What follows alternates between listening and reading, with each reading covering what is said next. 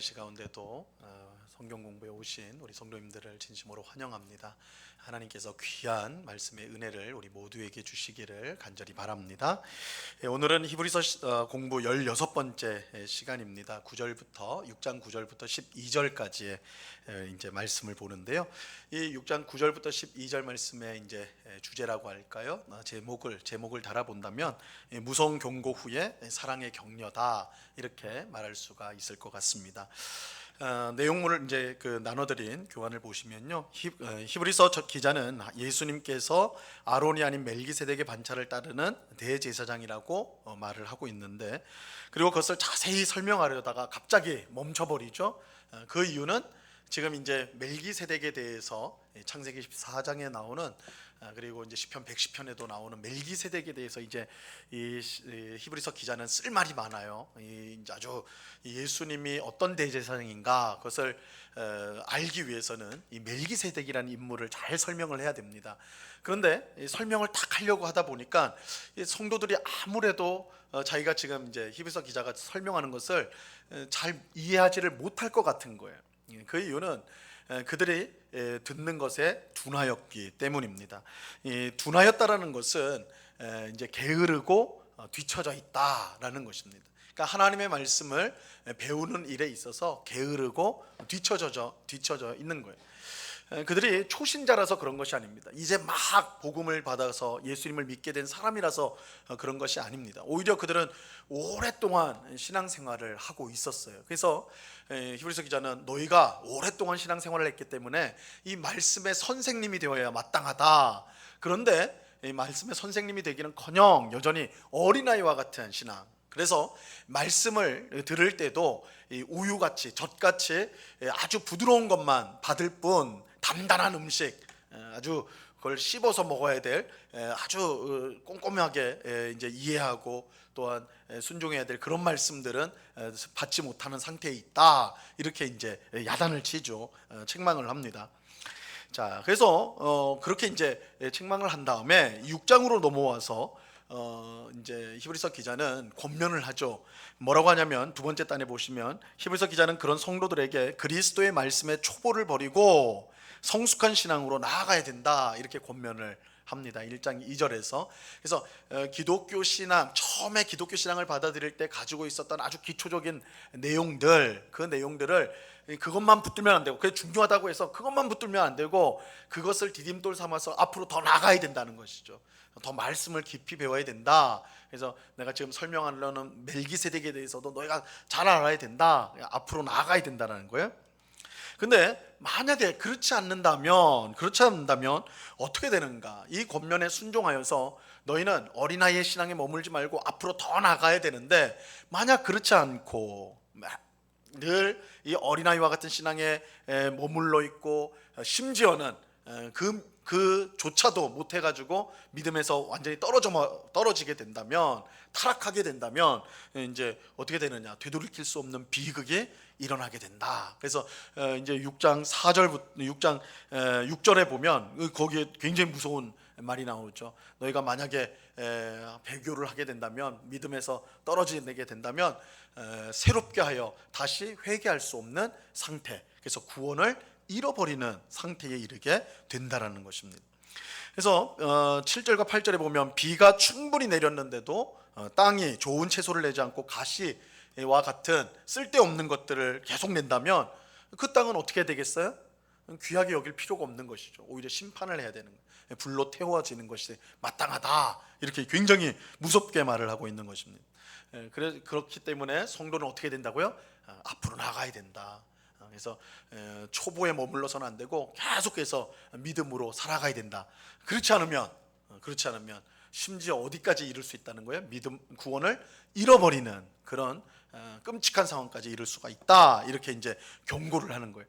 그래서 우리가 지난주에 살펴봤던 이 히브리서 말씀은 굉장히 무서운, 성경 전체를 통해서도 가장 무서운 경고, 그 구원을 잃어버릴 수도 있다. 너희 이렇게 가면 너희 구원을 잃어버릴 수 있다. 아주 무섭게 책망을 한 것입니다. 자, 그러면 그 말씀 뒤에 그럼 오늘 이제 본문이 나오는데 어떤 말씀이 이어지는가 우리가 살펴보도록 하겠습니다. 우리 6장 9절 말씀인데요. 우리 함께 같이 읽어보도록 합니다. 시작. 사랑하는 자들아, 우리가 이같이 말하나 너희에게는 이보다 더 좋은 것, 곧 구원에 속한 것이 있음을 확신하노라. 자, 히브리서 기자는 6장 4절부터 8절에서 무서운 경고를 냈어요. 무서운 경고. 성도가 타락하게 된다면 다시 새롭게 되어 회개할 수가 없다. 그것은 구원을 곧 잃을 수도 있다라는 말이죠. 성도가 구원을 잃는다면 모든 것을 잃어버리는 거예요. 그죠? 돈을 잃어버리면 돈을 다시 벌면 되는 거예요. 건강을 잃어버리면 다시 뭐 약을 먹든 수술을 하든 또한 운동을 하든 해서 다시 회복하면 돼요. 그러나 성도가 구원을 잃어버리면 그야말로 다 잃어버린 거예요. 모든 것을 잃어버리는 거예요. 구원이 없어졌는데 이 세상에서 아무리 잘 살고 많은 것을 얻었다 할지라도 구원을 잃어버렸다면 그거 아무것도 아닌 거죠. 그죠? 우리가 조금만 생각해봐도 구원을 잃어버리면 아무것도 아니에요.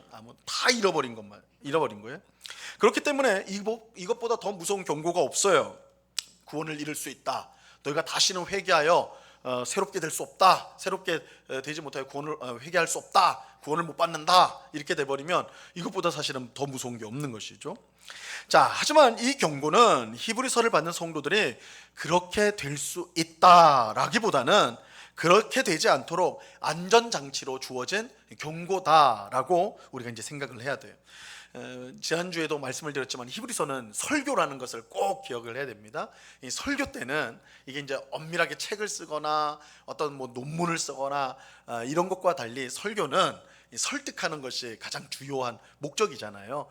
각성하게 하고 탁 깨우침을 주는 것이. 그래서 이 설교할 때는 어떤 극단적인 예들을 들 때가 있단 말이에요. 어떻게 보면 히브리서의 이 경고가 그러한 종류에 속한다라고 말할 수가 있는 것입니다. 그래서 히브리서 기자는 성도들을 위협하려고 경고를 준 것이 아니라 그들을 준 것이 아니고 이제 겁먹게 하려고 그렇게 준 것도 아니에요.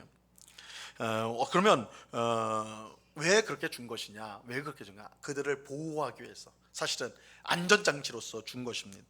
그래서 히브리서 기자는 마지막 단 보세요. 히브리서 기자는 무서운 경고를 준 후에 곧바로 뭘 하냐? 위로와 격려의 말씀을 주어요. 위로와 격려의 말씀. 그래서 히브리서 기자는 성도들을 뭐라고 부릅니까? 사랑하는 자들아, 이렇게 불러요. 사랑하는 자들아. 이건 히브리서에서 딱 한 번 나오는 표현이에요. 사랑하는 자들아. 아주 이제 듬뿍 애정을 듬뿍 담아서 사랑하는 자들아, 사랑하는 자들아 이렇게 이제 부르는 것입니다. 그러니까 이 온도 차이가 확 나죠, 그죠? 우리 지난 시간에 본 거 바로 오늘 본문 앞에 있는 데에서는 너희가 구원을 잃어버릴 수도 있다. 너희가 이렇게 계속 가다가는 너희 망한다, 멸망당한다, 구원을 잃어버린다. 굉장히 이제 무서운 경고를 하는데 오늘 9절에 딱 와서는 완전히 바뀌잖아요. 태도가 사랑하는 자들아.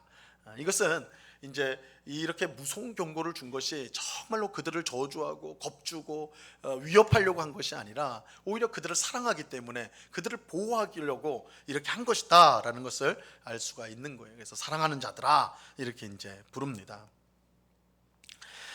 이 사랑하는 자들아 이렇게 하면 우리 이제 설교자들이 보통 이제 설교하면서 뭐라고 그래요? 사랑하는 성도 여러분, 그러죠? 사랑하는 성도 여러분. 여러분이 이제 아시는지 모르겠지만 제가 설교할 때는 잘 안 해요, 그죠? 사랑하는 성도 여러분이란 말 거의 안 합니다. 거의 한 적이 없는데 목사님이 성도들을 별로 사랑하지 않는구나, 사랑이 없는 목사님이구나 그럴 수 있는데 저도 지금보다 더 젊었을 때는 초창기 때는 사랑이란 말을 많이 썼어요. 사랑하는 성도 여러분, 사랑하는 성도 여러분 그랬는데 제가 부목사 때 이 원로 목사님이, 굉장히 훌륭한 원로 목사님이 어느 날 저를 불러가지고는 물어보세요. 목사님 설교하실 때 사랑하는 성도 여러분 그러시는데 정말 성도님을 사랑하십니까? 그렇게 물어보는 거예요.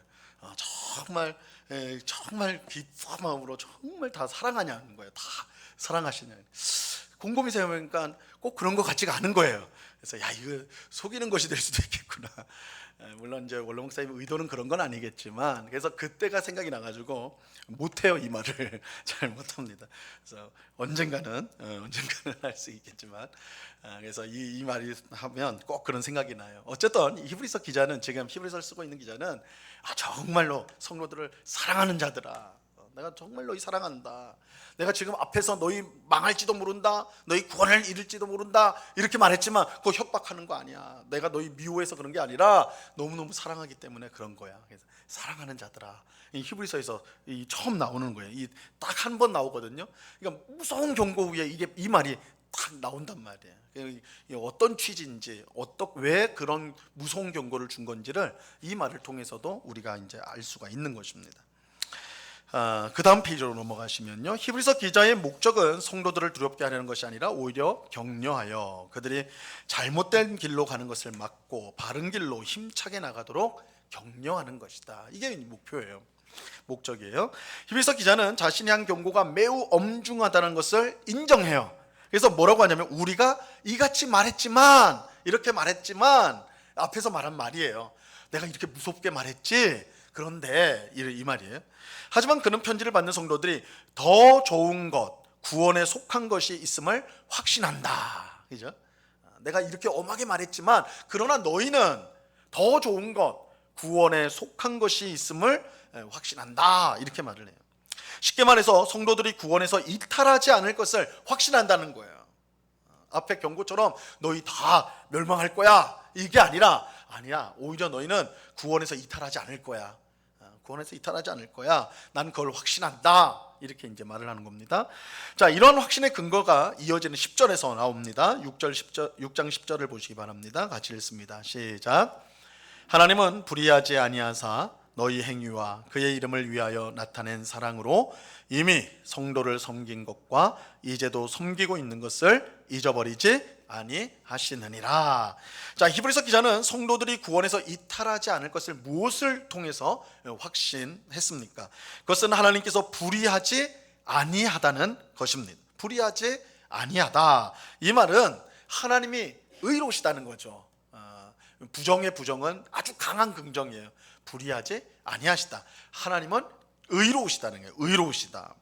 하나님은 참으로 의로우십니다. 그것은 하나님의 영광을 위해 성도가 섬기고 사랑한 것을 하나님께서 잊지 않으신다는 사실에서 알 수가 있습니다. 자, 10절에 보니까 뭐라고 그래요? 너희의 행위와 그의 이름을 위하여 나타낸 사랑으로 이미 성도를 섬긴 것과 이제도 섬기는 것을 하나님께서 잊어버리지 않는다. 이렇게 말을 하고 있죠. 하나님은 성도들의 행위와 사랑을 잊지 않으세요. 근데 이 성도의 행위와 사랑은 누구를 위해서요? 하나님의 이름을 위해서, 하나님을 위해서.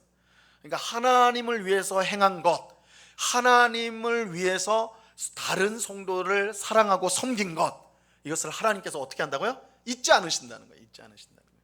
자, 이것이요, 우리 성도가 늘 봉사하면서 꼭 마음속에 담고 있어야 하는 것입니다. 우리가 이제 교회 봉사를 할 때 우리 이제 기쁜 마음으로 하지만 어떨 때는 섭섭한 마음이 들 때도 있고 힘들 때가 있어요. 그것은 사람들이 알아주지 않을 때, 그죠? 사람들이 잘 알아주지 않을 때 그런 섭섭함이 있을 수가 있습니다. 이게 사람이라서 그런 마음이 어떻게 보면 이제 드는 것인데, 그때 우리가 꼭 기억해야 될 사실이 있어요. 물론 성도들이 그런 수고하는 성도들의 수고를 알아주고, 그래서 응원해주고 인정해주고 격려해주는 게 너무나 당연하고 너무나 잘 그렇게 해야 되는 일이지만, 혹 내가 하는 헌신, 내가 하는 수고를 몰라준다 할지라도, 사람들이 몰라준다 할지라도, 그럼에도 불구하고 우리 성도는 실망하지 말아야 될 것은 하나님은 모두 보신다는 거예요. 그리고 하나님은 모두 보시고 그것을 잊지 않으신다는 것입니다. 하나님이 잊지 않으세요. 그러니까 사람은 잊어버릴 수도 있고 놓쳐버릴 수도 있고 그렇게 할 수 있지만 하나님은 절대 그렇지 않는다는 거예요. 그 이제 마태복음 25장에 보면 예수님께서 이제 인자가 마지막 날에 세상에 오셔서 심판을 하시는 마지막 심판 때 양과 염소로 딱 사람들을 나눈잖아요, 그죠? 그리고 그 양쪽에 속한 양, 염소. 그래서 양은 구원받은 자들, 염소는 이제 저주받을 자들인데, 뭐라고 하냐면, 너희는 내가 배고플 때 먹을 거 갖다 줬고, 목마를 때 마실 거 갖다 줬고, 옷 벗었을 때 갖다 줬다, 이렇게 말하잖아요. 옷을 갖다 줬다. 그러니까 그 사람들이 뭐라고 그래요? 주님, 우리가 언제 그랬습니까? 그러잖아요. 너가 내 이웃에게, 연약한 사람에게, 작은 형제에게 한 것을 한 것이 곧 내게 한 것이다, 이렇게 말씀하시잖아요. 근데 그거 잘 보면 예수님이 그거 다 보셨다는 거예요. 그죠? 목마른 사람을 내가 도와준 거, 헐벗은 형제를 내가 입혀준 거, 그죠? 교회에서 내가 남 모르게 봉사하고 섬긴 거 예수님은 하나 놓치지 않고 다 보시고 기억하고 계세요. 마지막 날에 내가 다 봤어, 내가 다 알아, 이렇게 말씀하신다는. 그래서 요한계시록 2장과 3장에 보면 예수님께서 성령을 통하여서 7교회, 아시아에 있는 7교회에 편지를 쓰셨죠. 그 편지 한번 여러분 보시면 어떤 단어가 자주 등장하냐면 안다라는 말이 등장을 해요. 안다. 내가 안다. 내가 안다. 내가 너희가 사탄의 본거지에 살고 있다는 걸 내가 안다. 너희가 수고하는 것을 내가 안다. 뭐 이렇게 예수님 다 아세요. 아시고 기억하세요. 기억하시고 그것을 따라서 우리에게 주시는 거예요. 복을 주시는 거예요. 그러니까 우리가 하나님께서, 예수님께서 잊지 않으신다, 기억하고 계신다라는 것들을 꼭 기억해야 돼요. 하나님 앞에 수고한, 정말로 주님을 바라보고 수고한 사람은 하나님이 기억한다는 것이, 하나님이 아시고 기억하신다는 것이 얼마나 큰 위로인지 몰라요. 그죠? 하나님은 아시는구나. 내가 이렇게 수고하는 거 사람들 몰라도 하나님은 아시구나. 그리고 하나님 아시고 우리에게 칭찬을 주시고 상을 주신단 말이에요. 그죠? 근데 거꾸로요. 거꾸로 하나님 기억하지 못한다고 생각하는 자들은 이 사실 때문에 굉장히 두려운 사실이에요. 그죠? 하나님이 우리는 어떻게 보면 우리 사람들은 잊어버리면서 살아가지만 하나님은 다 기억하시거든요. 그랬을 때 우리가 하나님 앞에 충성하지 못한 삶을 산다면 하나님이 잊어버리지 않는다는 것은 두려운 사실이에요. 사실은. 그죠?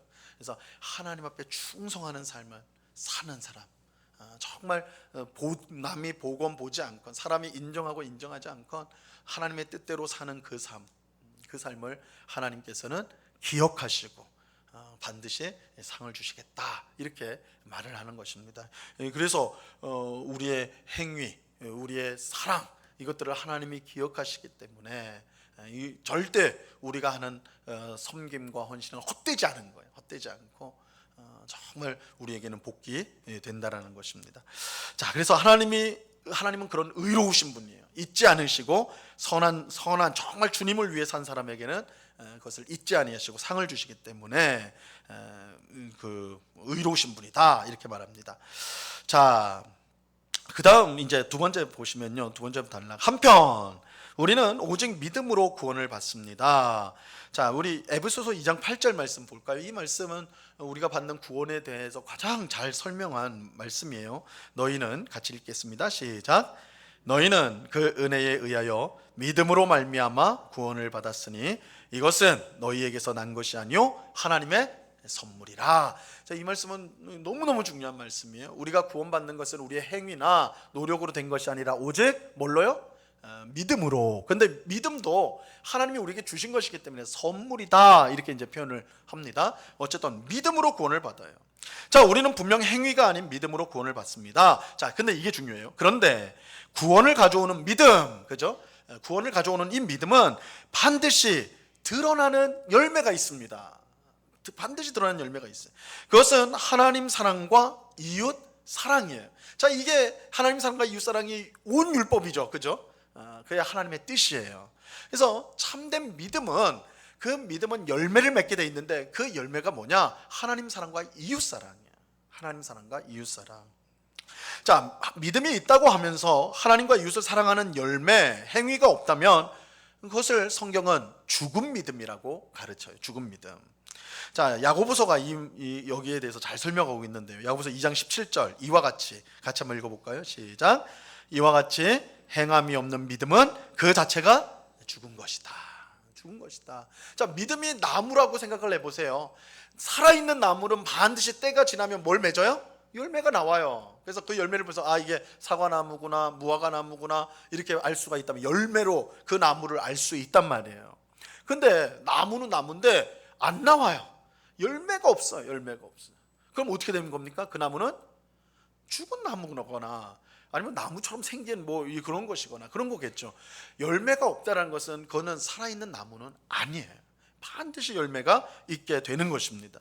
그래서 행함이 없는 믿음, 열매가 없는 믿음이란 거예요. 그건 죽은 것이다. 죽은 것이다. 자, 이렇게 보면 히브리서를 받는 성도들은 하나님의 이름을 위하여 성도를 섬긴 행위, 열매가 있었잖아요. 그죠? 그래서 다른 성도들을 사랑했다. 이렇게 이제 행위가 있고 사랑이 있다 그랬잖아요. 그래서 그들은 참 믿음을 가진 것이라고 할 수가 있습니다. 그들이 열매를 맺는 참 믿음을 가졌기에 그들이 구원에서 이탈하지 않는 것은 너무나 당연한 거예요. 그래서 이 히브리서 기자가 이제 그 성도들을 보니까 이전부터 그들이 참 믿음을 가지고 있었다는 것을 확신하는 거예요. 왜냐하면 하나님을 위해서 다른 성도들을 섬기는 그 일들을 전에도 했고 지금도 하고 있기 때문에 열매가 계속 맺히는 거예요. 그래서 이제 히브리서 기자는 너희가 구원에서 이탈하지 않을 것을 나는 확신한다. 이렇게 이제 말을 하는 것이죠. 자, 6장 11절로 가겠습니다. 같이 읽습니다. 시작. 우리가 간절히 원하는 것은 너희 각 사람이 동일한 부지런함을 나타내어 끝까지 소망의 풍성함에 이르러. 자, 여기서 이제 11절에서 히브리서 기자는요, 내가 간절히 바라는 게 있다 이렇게 말해요. 내가 간절히 원하는 게 있다. 너희를 향해서 간절히 원하는 게 있다. 그것은 성도 각 사람이 마지막 때까지 소망의 풍성한 확신을 위해 똑같은 부지런함을 나타내는 것이다. 이것입니다. 자, 분명 성도들은 하나님을 위하여 이웃을 사랑하는 일에 열매를 맺고 있어요. 그들은 열매를 맺는 참 믿음을 가지고 있습니다. 이건 굉장히 긍정적인 것이죠. 하지만 그럼에도 불구하고 그들은 이제 3쪽 위에 보세요. 그들은 말씀을 듣는 일에 둔하게 되었다. 말씀을 듣고 순종하는 일에 게을러졌고 뒤처지게 되었어요. 그러니까 이게 5장의 상황이에요. 그러니까 이들은 히브리서 기자가 볼 때 이들은 분명 참 믿음을 가지고 있는 사람들인 건 분명해요. 하지만 왜냐하면 이제 이웃을 성도들을 계속 하나님을 위해서 섬기고 있거든요. 그 열매가 있어요. 그런데 하나님의 말씀을 듣는 일에 점점 게을러지고 뒤처지고 있단 말이에요. 그래서 히브리서 기자가 엄중한 경고를 하지 않을 수가 없었던 것이죠. 이것이 히브리서 기자가 성도 각자가 똑같은 부지런함을 나타내기를 간절히 바라는 이유예요. 게을러서는 안 된다. 여러분들 뒤처져서는 안 됩니다. 처음에 그냥 들었던 그 말씀만 붙잡고 있으면 안 되고 부지런히 앞으로 나가야 됩니다. 그게 내가 가장 바라는 것입니다. 이렇게 말을 하는 거예요. 자, 어제의 은혜가 오늘의 은혜를 대신할 수 없는 것처럼 어제의 순종이 오늘의 순종을 대신할 수가 없습니다. 그래서 우리가 흔히들 젊었을 때에 우리가 헌신하고 젊었을 때 교회 열심히 봉사하는 거 이렇게 이제 그건 물론 자랑스러워할 만하고 그렇게 하지만 지금은 아무것도 안 하고 있다라는 것을 핑계할 수는 없는 거예요. 그죠? 난 젊었을 때 할 거 다 했어. 그렇지 않다라는 거예요. 어제의 섬김은 어제의 섬김이고 또 오늘 우리가 할 수 있는 섬김, 젊었을 때와 다른 또 우리가 할 수 있는 섬김이 있을 거란 말이에요. 그죠? 계속해서 우리는 주님 앞에 서는 그날까지 주님을 위해서 또한 주님의 뜻을 따라 이웃을 위해서 섬김의 삶을 계속해서 살아가야 한다는 것입니다. 그러니까 이게 지금 이 성도들, 히브리서 편지를 받는 성도들이 안 되는 점이라는 거예요. 점점 더 말씀을 듣는 일에 게을러지는 거예요. 분명히 열매가 있어요. 근데 그것이 점점 줄어들고 적어 보이는 거예요. 그죠? 그래서 너희 각자가 동일한 부지런함으로 부지런함을 가지기를 바란다. 이렇게 말을 하는 겁니다. 자, 그럴 때에 우리는 충만한 소망을 가질 수 있게 된다. 이렇게 말을 하죠. 두 번째 문단을 보세요. 히브리서 기자는 너희 각 사람에게 권면을 합니다. 너희 각 사람. 자, 똑같은 부지런함을 나타내야 될 대상은 그저 성도들이 아니라 성도 각자라고 말을 하고 있어요. 교회는 성도로 구성이 되죠. 그래서 교회는 성도입니다. 성도들이 모인 곳이 교회예요. 모여 있는 것이 교회인데 성숙한 교회가 되기 위해서는 성도 각자가 성숙해야 돼요. 그러니까 이거는 성도 중에 몇몇 사람만 신앙생활 열심히 하면 좋은 교회가 되는 게 아니에요. 모든 각자의 성도들이 성숙한 신앙을 가질 때 그 교회가 성숙한 교회가 되는 것입니다. 예를 들어서 튼튼한 예배당을 건설하기 위해서는 단단한 벽돌 하나하나를 잘 쌓아야 되는 거겠죠. 수많은 벽돌 가운데 불량한 것이 몇 개 있다고 문제겠냐? 그렇게 생각하면 안 돼요. 몇 개의 불량한 벽돌로 전체가 얼마든지 무너질 수가 있기 때문입니다. 우리 교회도 벽돌을 쌓은 건물인데, 만약에 생각을 해보세요. 한 5개 6개가 몽둥이가 빠져 있다고 생각을 해보세요. 그럼 여기 들어오고 싶으시겠어요? 여러분 딱 교회 들어오려고 하는데 곳곳에 막 벽돌이 빼져 있고 깨져 있고 이러면 들어오고 싶냐고요? 야, 이거 언제 무너지나 이런 생각하지 않겠어요? 그러니까 우리가 전체적으로 뭐 다 뭐 부서지고 이런 게 아니더라도 사이사이 몇 개의 벽돌이 빠져 있고 막 그러더라도 위험할 수가 있는 거죠. 위험할 수가 있는 거예요. 그 2003년 기억하실, 저도 거의 기억에 까물까물하던데 2003년에 미국에서 우주선을 이제 보냈는데, 콜롬비아호라는 우주선을 보냈는데 잘 갔어요. 우주선을 잘 우주에 보냈습니다. 그래서 8명의 우주인들이, 아마도 8명 같은데 8명의 우주인들이 열심히 이제 가가 우주에서 활동을 하고 이제 귀환을 했어요. 그 우주 왕복선이니까 돌아오는 거예요. 돌아오는데 불행하게도 딱 지구까지 들어왔는데, 안까지 왔는데, 그래서 사람들이 막 촬영하고 막 그랬는데 갑자기 공중에서 막 이제 불 같은 게 막 나더니 결국은 폭발을 해버렸어요. 그래서 우주선과 그 안에 타고 있던 우주 비행사들이 다 죽게 되는 아주 비극적인 사건이 2003년에 있었습니다. 그 이제 왜 이런 일이 있었을까 연구를 했을 거 아니에요. 막 조사를 했어요. 찾아봤는데 어떤 큰 결함이 있어가지고 그렇게 터졌는가? 아니에요. 나중에 결과를 보니까 그 우주선은 이제 지구 밖으로 나갔다가 다시 들어오려면 엄청난 열을 견뎌야 되기 때문에 이제 단열재를 붙여놔요. 우주선에다가 단열재를 이제 타일 같은 거, 우리로 해서 하면 타일 같은 걸 붙여놓는데 그 타일 중 하나가 떨어져 나가 버린 거예요. 올라가다가. 근데 올라가는 중에 타일이 하나 떨어져 나갔는데, 그러니까 크기가 아마 제 손바닥보다는 좀 더 큰. 근데 전체 우주선 크기에 비해서 뭐 제 손바닥만한 게 얼마나 되겠어요, 그죠? 엄청나게 큰 우주선인데 그 조그만 것이, 그러니까 발견도 못한 거예요. 사실은 그 엔지니어들이 발견도 못했어요. 그게 뭐 탁 튀어나갔는데 그게 어디로 날아갔냐면 날개를 쳐버린 거예요. 날개를. 그래서 구멍이 나버린 겁니다, 거기에. 그래서 돌아올 때 이게 거기서 이제 시작이 돼서 이제 터져버린 거죠. 비행기가 폭발을 해버린 거예요. 그러니까 사실은 아주 작은, 그죠? 작은 조각이에요. 근데 작은 조각인데 그 전체를 다 폭발을 시켜버린. 그래서 히브리서 기저도 마찬가지. 너 성도 각자가 힘쓰셔야 된다. 성도 각자가 동일한 부지런함을 가지고 힘써야 된다. 내가 그거 가장 원하는 것이다. 그냥 뭉탱이로 저 사람들이 열심히 하니까 나는 그냥 그 옆에 따라만 가면 되겠다. 그렇게 된다는 게 아니에요. 성도 각자가 하나님 앞에서 정말 똑같은 부지런함을 가지고 힘써야 돼요. 그러기 위해서는 어떻게 되는 거예요? 우리 성도들이, 옆에 있는 성도들 같이 권면하고 격려하고 응원하면서 같이 가야 된다는 거예요. 나만 신앙생활 잘하면 되는 게 아니에요.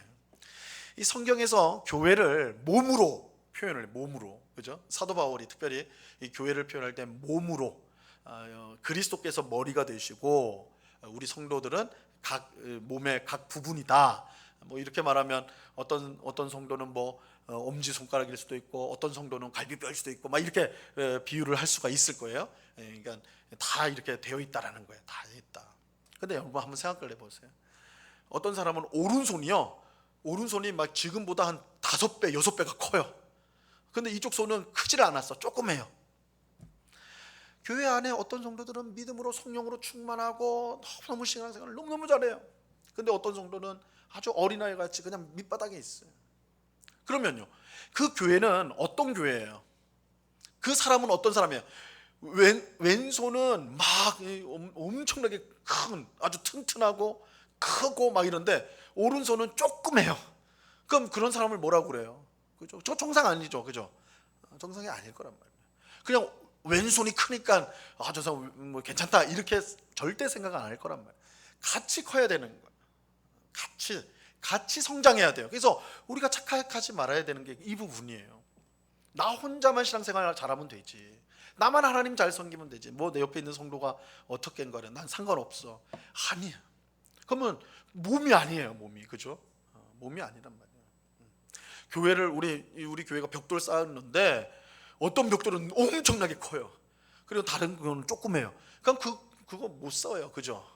다 균일한 걸 쌓아 나가야지 딱딱 맞게 올라가는 거지. 어느 벽돌은 엄청나게 크고 어떤 벽돌은 조그마하고, 그러면 함께 할 수가 없는 거예요. 세워갈 수가 없는 거예요. 근데 우리는 이 이제 신앙도 개인주의적이 돼가지고 나만 잘 섬기면 되지.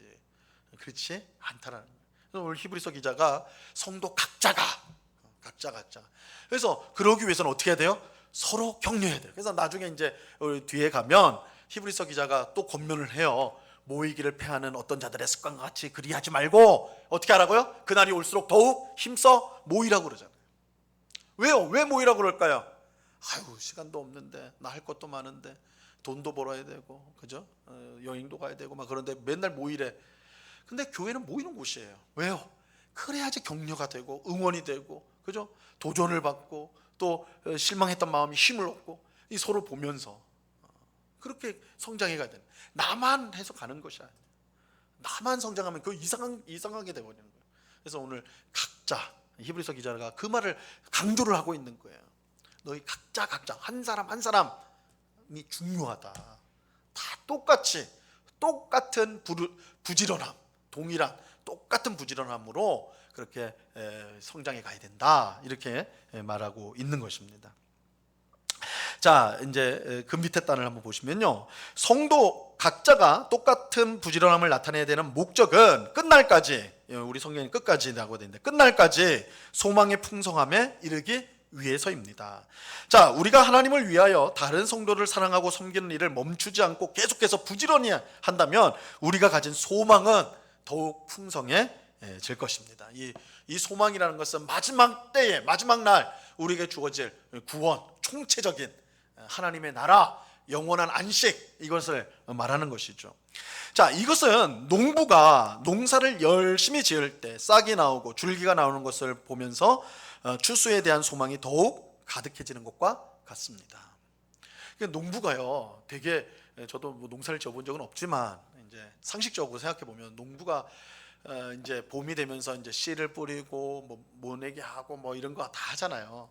근데 농부들은 새벽 일찍, 그죠? 새벽 일찍부터 해요. 그래서 우리 이제 농촌교회 목사님, 농촌교회 이제 섬기시는 목사님들 이제 얘기를 좀 해보면 거기는 새벽 기도회가 가장 이른 곳은 3시도 제가 들었어요. 3시에 새벽 기도를 한다는 거예요. 그래서 어떻게 3시에 합니까? 4시에 밭으로 나가야 된대, 논으로. 그러니까 이제 여름에는 그렇게 확 땡기는 거예요. 그리고 겨울에는 이제 하는 게 없으니까 또 쭉 미루고 이렇게 탄력으로 해야 된다고 그러더라고. 안 그러면 새벽에 못 나온다는 거예요. 새벽 4시면 벌써 거기는 일을 벌써 시작할 때니까 더 땡겨서 해야 된다는 거예요. 그러니까 굉장히 농부들이 힘든 거예요. 그죠? 부지런해야 된단 말이에요. 그런데 부지런하게 그렇게 열심히 매일매일 일하는데 땅에서 아무것도 안 나온다고 생각을 해보세요. 그러면 야, 이거 내가 지금 제대로 하고 있는 건가 아닌 건가 맨날 막 머리 쥐어짜면서 의심하면서 할 거란 말이에요. 근데 농부들이 열심히 농사할 수 있는 건 뭐예요?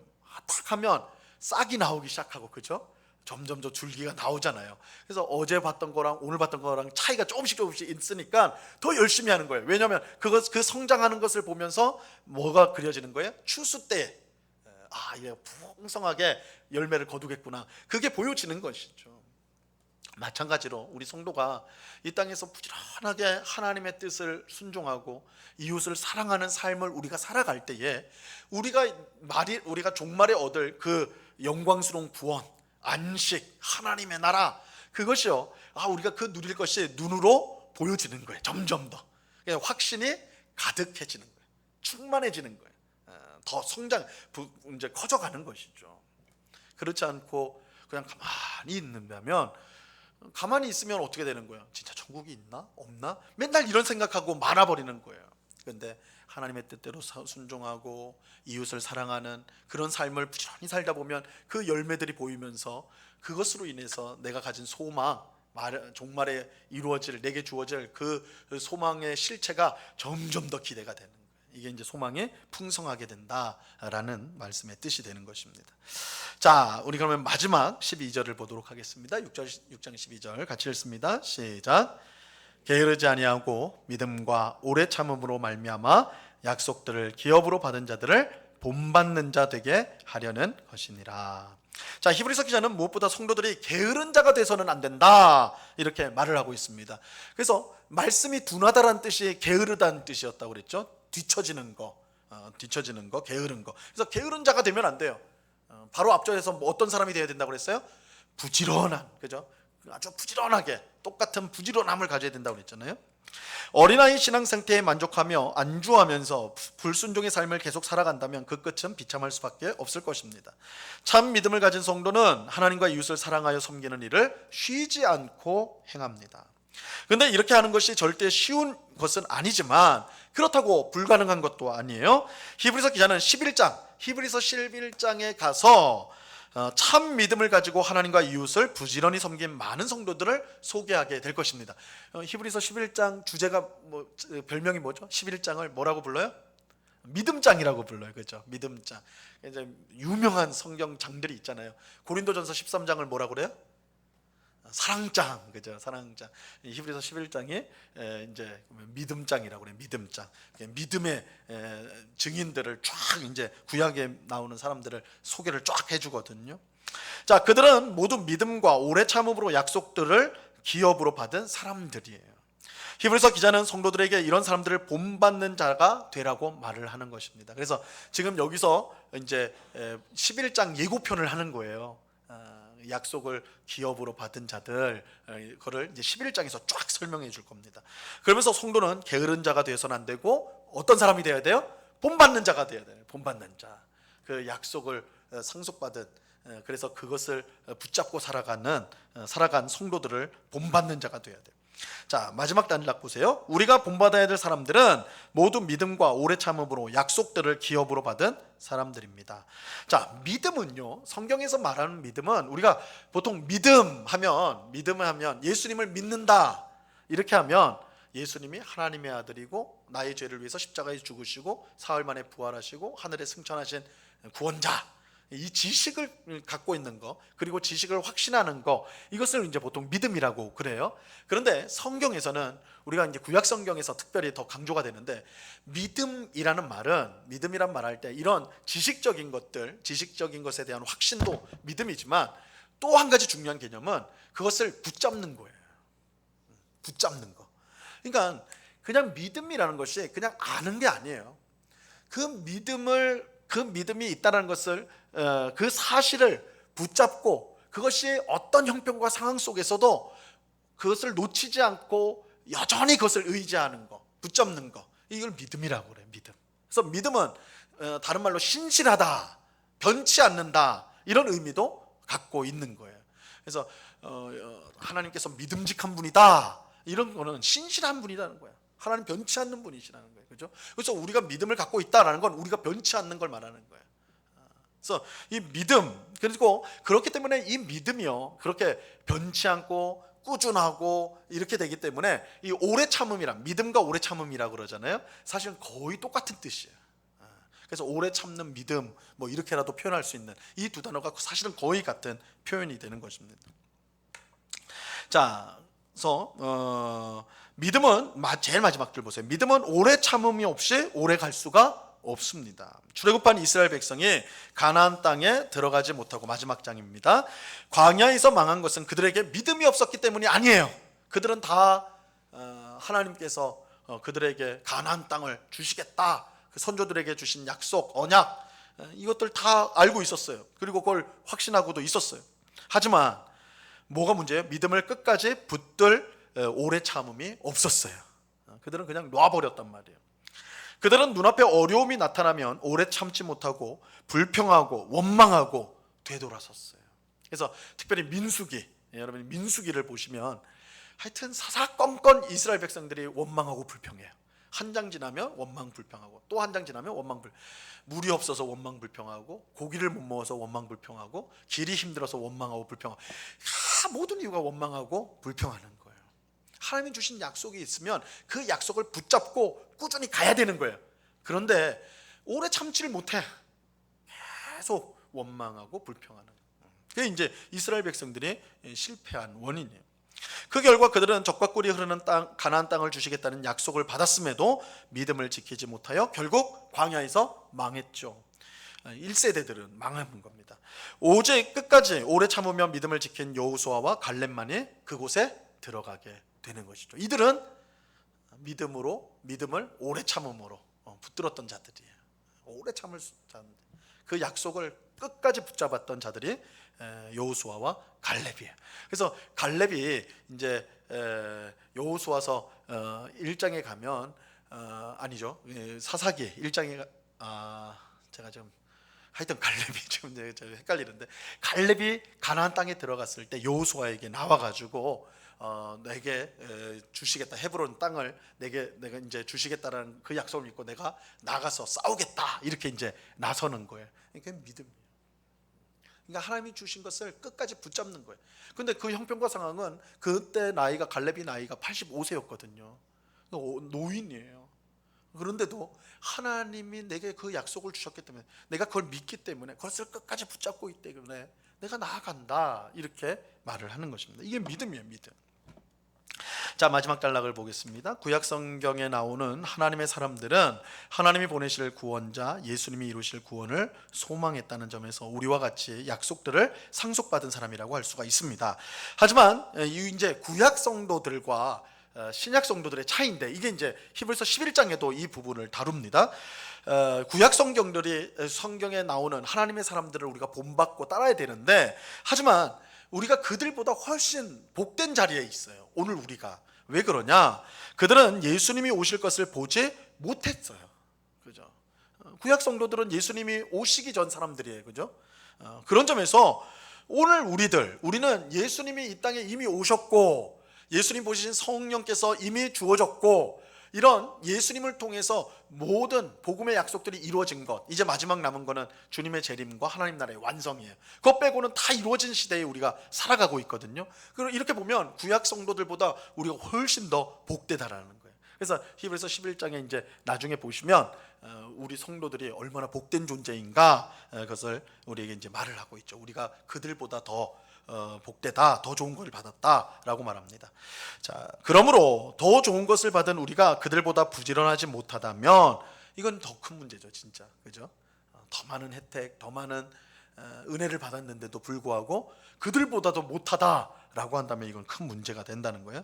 우리는 그들을 본받아 더욱 힘써 하나님과 성도들을 사랑으로 섬기는 삶을 살아야 합니다. 우리는 멈추지 말고 하나님을 위해 힘써 살아감으로써 우리에게 주신 소망을 확신하며 더욱 그것을 풍성하게 하는 삶을 살아가야 하는 것입니다. 그래서 오늘 이 6장 9절부터 12절 말씀은 이제 그 무서운 경고 다음에 바로 나오는 말씀인데, 열심을 가져라. 그러므로 너희가 정말 하나님의 말씀, 그리고 그 말씀에 순종하는 것에 대해서 동일한 똑같은 각자가 열심을 가짐으로써 너희에게 주실 그 소망을 확신하는, 더욱 점점 더 확신하게 충만케 해가는 그런 삶을 너희가 살아야 된다, 이렇게 권면을 하고 있는 것입니다.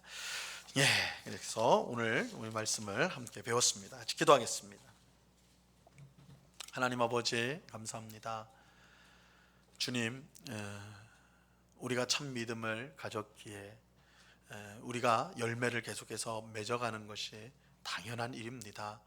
아버지 하나님, 과거에 매여 있지 않고 멈춰 있지 않고 세월이 흐를수록 더욱더 우리의 헌신, 우리의 사랑, 주님을 향한, 또한 주님이 원하시는 대로 우리 성도들과 이웃을 향한 사랑이 점점 더 깊어지고 그 섬김이 점점 넓어지는 그런 귀한 삶을 살아가는 저희들 되게 하여 주옵소서. 언젠가부터 첫사랑을 잃어버리고 열심을 잃어버린 우리의 모습이 아닌지요.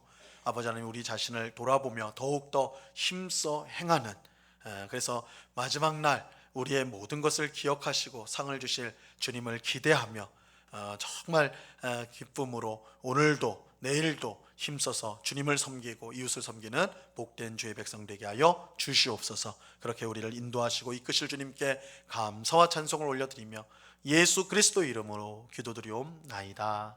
아멘.